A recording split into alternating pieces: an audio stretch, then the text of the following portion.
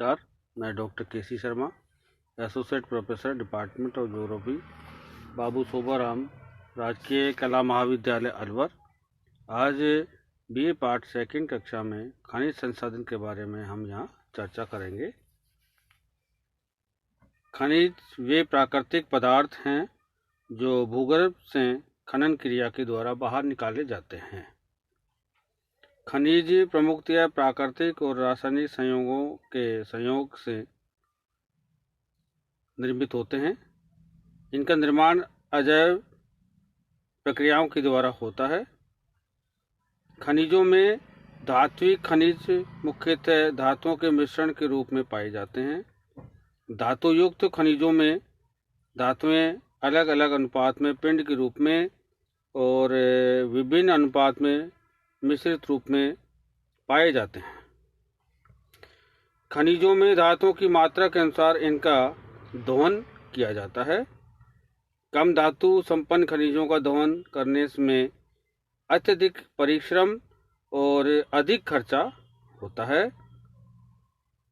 खनिज पृथ्वी के आंतरिक भाग में इसके भूगर्भ में पाए जाते हैं और इनका दोहन पृथ्वी पर जहाँ पर खनिज पाए जाते हैं उस स्थान विशेष में खान खोदकर खनिजों का इनका दोहन किया जाता है।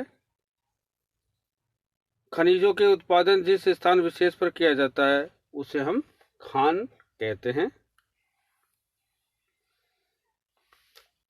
ये खनिजों के बारे में साधारण जानकारी हुई। अब हम इसकी विशेषताओं के बारे में हम यहाँ चर्चा करेंगे। खनिज निश्चित स्थान पर ही बिखरे हुए क्षेत्रों में पाए जाते हैं। अन्य प्राकृतिक संसाधनों की अपेक्षा खनिज कुछ निश्चित स्थान पर विशेष में पाए जाते हैं। स्थान विशेष में ही खनिज एक साथ इकट्ठे रूप में न पाए जाकर केवल बिखरे हुए क्षेत्र विशेष के रूप में पाए जाते हैं। खनिज अधिकतर भूगर्भ में ही रहते हैं। खनिज पदार्थों का सर्वेक्षण के द्वारा पता लगाकर खनिज खनन क्रिया के द्वारा भूगर्भ से उन्हें बाहर निकाला जाता है। भूगर्भ में स्थित खनिज पदार्थ निश्चित मात्रा में पाए जाते हैं और एक बार बाहर निकालने के बाद उस अनुपात में हमेशा के लिए वो कम हो जाते हैं। खनिजों के पूर्ण रूप से निर्मित होने में करोड़ों वर्षों का समय लगता है। एक बार इनका उपयोग होने पर भूगर्भ में निकाले गए खनिजों का दोबारा नवीनीकरण नहीं किया जा सकता। खनिजों से निर्मित वस्तुएं मजबूत और टिकाऊ होती हैं। एक बार निर्मित होने के पश्चात लंबे समय तक उपयोगशील रहती हैं। लगातार खनिजों का दोहन होते रहने से खानें अधिक गहरी हो जाती हैं और गहराई बढ़ने के साथ साथ खनन क्रिया भी अत्यधिक खर्चीली हो जाती है। खनिजों का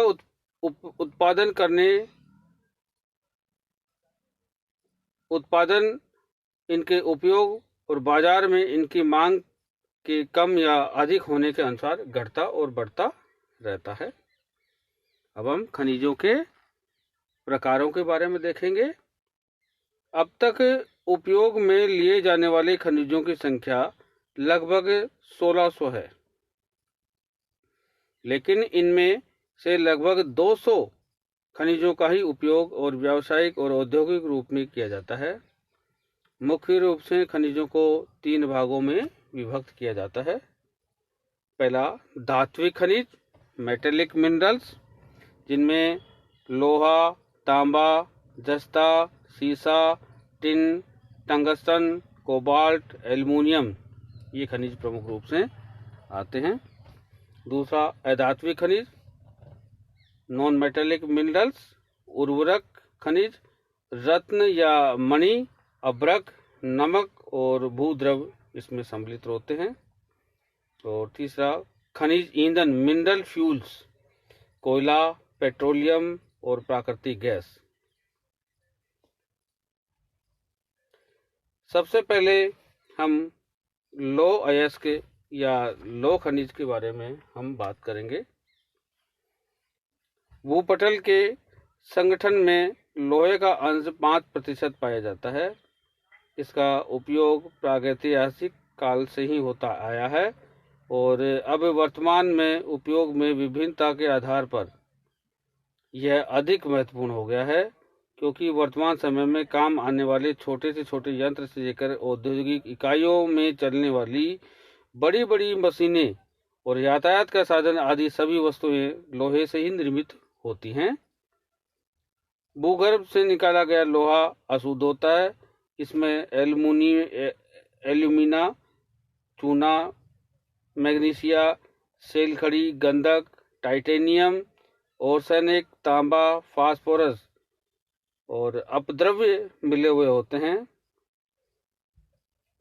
बेसेंबर भट्टी के आविष्कार के बाद लोहे को अन्य पदार्थों से अलग करना और अधिक आसान वर्तमान में हो गया है। लोहे अयस्क के प्रकार। लोहे अंश की मात्रा और शुद्धता के आधार पर लोहा अयस्क को 4 भागों में विभक्त किया जाता है। पहला, मैग्नेटाइट प्रकार का लोहा, हेमेटाइट, लिमोनाइट और सिडेराइट।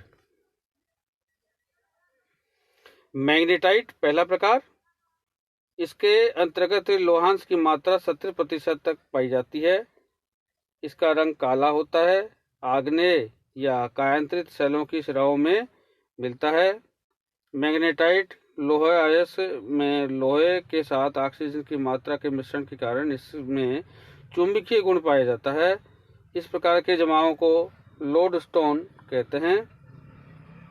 आग्नेय स्वीडन के किरूना, गिलावियर, लाइबेरिया, मैग्नेटोगोर्स में उत्तम मैग्नेटाइट प्रकार का लोहा पाया जाता है।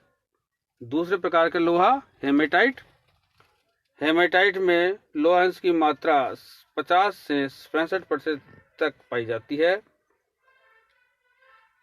इसका रंग लाल भूरे रंग के समान होता है और सर्वाधिक विस्तृत भाग में फैले होने के और आसान व परिष्करण के कारण यह सर्व प्रमुख लोह अयस्क माना जाता है। अपसादी सेलों में मिलता है। सुपीरियर झील, लेब्राडोर, क्यूबेक, मिनास गेरास, क्रिवोइरोग में हेमेटाइट प्रकार का लोहा पाया जाता है, मिलता है। Third number limonite. इसके अंतर्गत लोहांश की मात्रा 50% तक पाई जाती है और इसके अंतर्गत धातु का जो रंग है वो हल्का पीला युक्त भूरा होता है। इसके अंतर्गत लोहा, ऑक्सीजन और हाइड्रोजन तत्वों का मिश्रण पाया जाता है। इसे दलदली लोहा भी कहते हैं। और चौथा सिडेराइट। इसके अंतर्गत लोहांश की मात्रा 20 से 30% होती है।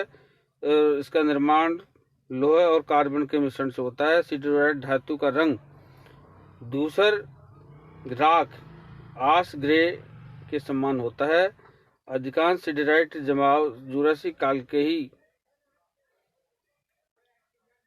पाए जाते हैं। इस वर्ग का लोहा लंकाशायर के एंथ्रोपोफेंस क्षेत्र और फ्रांस के लोरेन और लग्जमबर्ग में इसका मिलता है। संचित राशि पृथ्वी के ऊपरी भाग अर्थात और भूपटल के निर्माण में लोहा का 5% भाग होता है और संपूर्ण पृथ्वी के निर्माण में लोहे का प्रथम स्थान लगभग 35% तक होता है।